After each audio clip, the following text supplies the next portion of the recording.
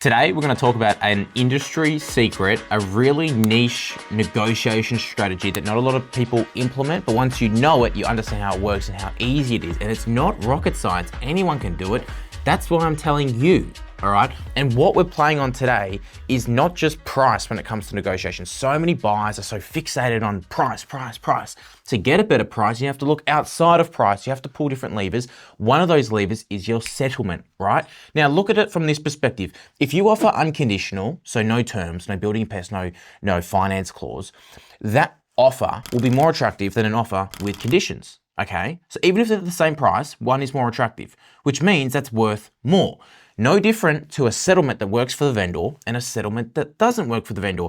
If a settlement works for a vendor, that offer is therefore more attractive. Now, I'm setting the scene or building the foundation of the point I'm making today. Sometimes it's best to not always offer the settlement the vendor is actually after. This is something we do for a lot of negotiation strategies when we're buying direct or that we're the only buyer on a property. So it's a one-on-one negotiation with a vendor, okay? This is when we'll use this strategy, and not always. You have to read the play. Okay, so it starts right from the start on asking the agent what settlement is the vendor after.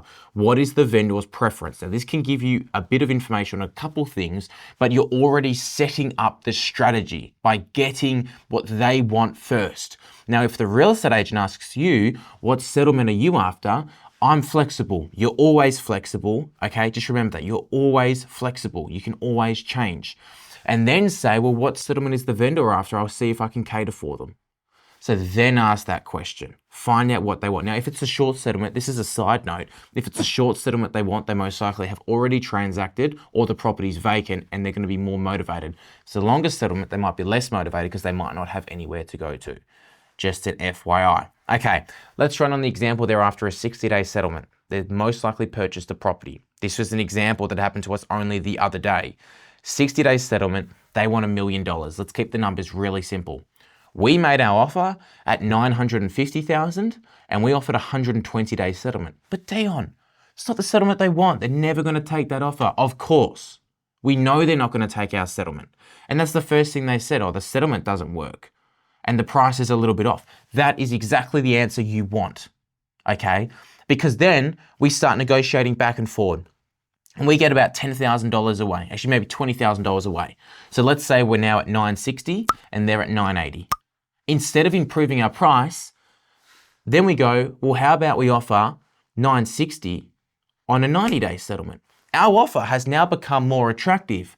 Even though we're not increasing our price, okay, we could always offer that settlement to begin with anyway. We just changed it.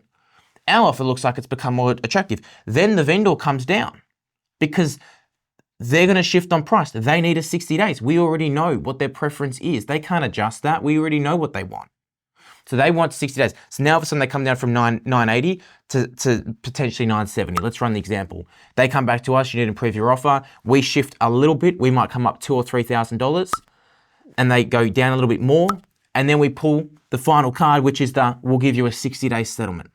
And just like that, you can get the vendor down more money by using a settlement you could always offer, but because you know to ask questions and position your offer smarter than anyone else, you can save yourself more money.